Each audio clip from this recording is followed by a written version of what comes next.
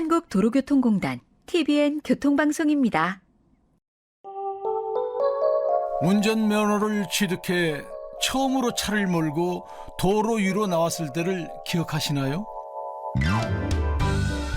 옆에 차들은 어쩌면 그렇게 쌩쌩 달리는지, 끼어들기 좀 하려는데 왜 그렇게 양보를 안 해주는지 심장은 터질 듯 두근거리고 이마엔 식은땀이 흐릅니다. 내 미숙한 운전 때문에 사람이 다치거나 다른 차와 부딪힐까 봐 매 순간 긴장의 연속이었죠. 이럴 때 도로 위의 실전 감각을 익히도록 도와주며 병아리 운전자가 모범 운전자로 성장할 수 있도록 기본기를 알려주는 사람이 있습니다.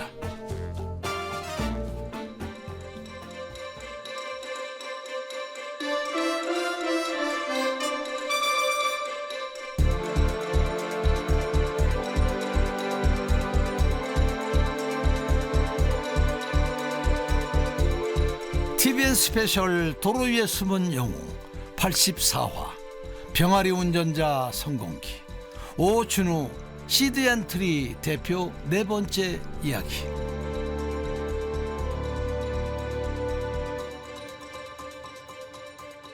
안녕하세요. 도로 위에 숨은 영웅 방송인 김성환입니다. 우리나라 운전면허 시험은 국민들의 시간과 비용을 아낀다는 취지로 두 번에 걸쳐 간소화 과정을 거쳤습니다. 학과 교육 5시간, 기능시험 2시간, 도로주행 6시간까지 의무 교육 시간은 총 13시간이었고 운전면허를 따는데 평균 2주 정도 걸렸습니다. 상황이 이렇다 보니 면허를 따고 나서도 이대로 도로에 나가서 운전해도 괜찮을까? 운전자 스스로도 걱정할 정도였죠.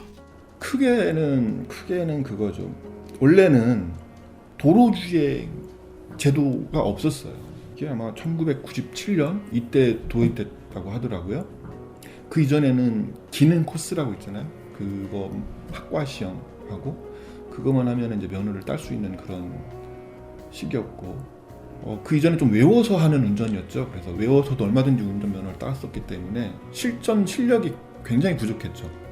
그러다가 도로 주행 이게 오면서 운전 연습을 해야지 면허를 받을 수 있는 상황이 돼서 많이 개선이 됐죠. 초보 운전 사고도 많이 줄어들고, 그랬다가 아마 중간에 몇 년 전에 운전면허 간소화라고 해가지고 이 도로 주행도 굉장히 간소했었어요. 그랬더니 이제 또 사고가 많이 늘어났죠. 실제로 2011년 운전면허 간소화 정책이 시행된 후 1년 미만 운전자의 교통사고 건수가 1년 사이에 24%가 넘게 증가하기도 했습니다.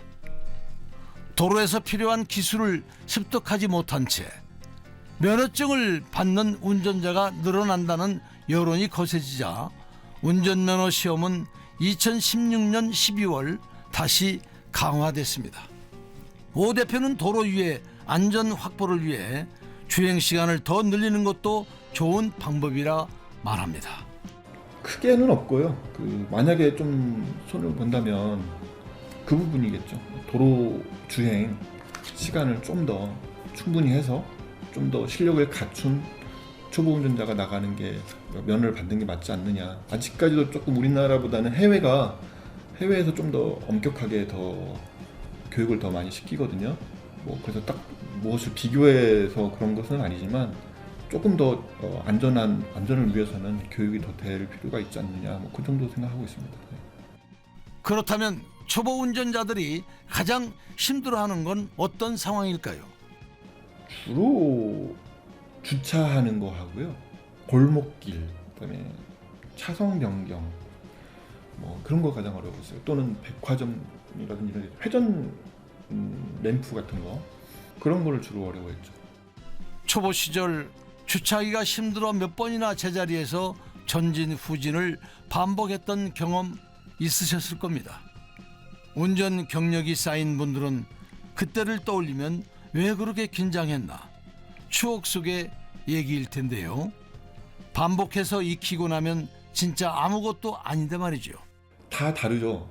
다 다른데 그걸 10번, 20번 해서 결국 그 처음에는 어떻게 보면 공식대로 하잖아요. 10번, 20번, 30번 하면은 이제 공식이 필요 없어요. 예, 공식을 잊어버려도 그냥 하게 돼요. 그러니까 그 반복이라는 게 그렇게 강하거든요. 그렇지만 이제 그것도 없으면은 그 기준도 없으면은 더 오래 걸리니까 처음에 그 공식 주차하는 방법 이 틀대로만 따라 하시다가 몸에 익숙해지면 자기만의 이제 방법으로 자연스럽게 넘어가게 되니까요. 그렇게 연습하시면 됩니다. 초보 운전자가 운전하는 차를 타고 조수석에서 도로 연수를 진행하다 보면 드물긴 하지만 가슴 철렁하는 경험도 하게 됩니다. 일반적인 교통사고는 다행히 없었고요. 예를 들어서 아무래도 초보 운전은 좀 티가 나잖아요. 그러면 저희가 이제 차선 변경을 해서 들어가야 되는데 충분히 이 차가 멈출 수 있는데 일부러 와서 슥 받더라고요. 그래서 약간 그건 그런 거지. 보험금을 노린 그런 접촉사고를 유도하는 그런 사고였죠. 그런 경험이라든지 또는 조금 저희가 느리게 가지 않습니까? 그러면은 저희 때문에 진로를 방해받았다고 막 크락션을 울린다거나 심한 경우에는 와서 앞에 차를 딱 세워가지고 뭐라고 하세요. 네, 그러고 가신다거나 그런 경험은 있었는데 드물죠. 특히 초보 운전자한테 답답하다고 화를 내는 올챙이 시절을 기억 못하는 못난 개구리들. 과연 이들은 교통법규나 교통표지를 잘 지키고 있을까요? 숙련된 운전자도 기초적인 교통표시나 법규 모르는 경우 많아요. 간단한 노면 표시가 뭔지도 모르시는 경우도 있고, 예를 들어서 노면 표시가 마름모가 있으면 전방에 횡단보도가 있다라는 그런 표시거든요. 근데 또는 지그재그가 어떤 의미인지 모르시는 분도 꽤 있고요. 그다음에 비보 좌회전은 언제 해야 되는지 정확히 모르시는 분도 꽤 많아요. 운전하시는 분 중에서, 오래 하시는 분 중에서도. 역삼각형이라는 것도 있어요. 역삼각형. 이거는 양보해라라는 거예요. 회전교차로는 누가 우선이냐면 회전을 돌고 있는 차가 우선권이 있어요. 그러니까 그 회전교차를 끼어드는 차하고 도는 차가 둘이 비슷하게 많았다면은 도는 차가 우선권이 있어요. 그래서 아마 회전교차로 진입할 때는 역삼각형으로 이렇게 돼 있을 거예요. 그러니까 진입하려는 차가 양보를 해야 된다. 회전하는 차가 우선이다. 이런 걸로 표시하는 거거든요. 지그재그 차선이 보이면 서행하고 역삼각형 표지가 보이면 양보해야 한다는 것. 이 정도 기본 상식은 갖추고 운전해야겠죠. 초보든 숙련 운전자든 가리지 않고 안전을 위협하는 요인도 있습니다. 바로 날씨입니다. 야간 운전, 빗길 운전 다 위험한데 가장 그냥 위험한 거 말씀드리면 빙판길 운전은 정말 위험합니다. 이거는 당해보시지 않은 분은 몰라요. 그래서 빙판길에서는 핸들도 말을 안 듣고요. 속력도 줄질 않아요. 정말 스케이트예요. 특히 더 위험한 거는 언덕길 넘어가서 내리막길에서 빙판길. 왜냐면 잘 안 보이거든요. 넘어서 어떤 일이 벌어질지 눈으로 확인이 안 되거든요. 그렇기 때문에 그런 빙판길은 속수무책입니다. 그거 좀 눈을 보고 뒤늦게 브레이크를 밟는다고 해서 이게 말을 듣지 않을 가능성이 커요. 그러니까 그런 데선 빙판길이나 특히 언덕길을 넘어서 이제 발생하는 상황이 일 때는 더 조심하셔서 운전하시면 좋겠습니다. 올겨울은 유난히 눈도 많이 내리고 도로 위의 살얼음으로 인한 다중 추돌 사고도 곳곳에서 발생했습니다. 빙판길 미끄럼 사고에 대비해 늘 조심 운전, 안전 운전하시기를 바랍니다.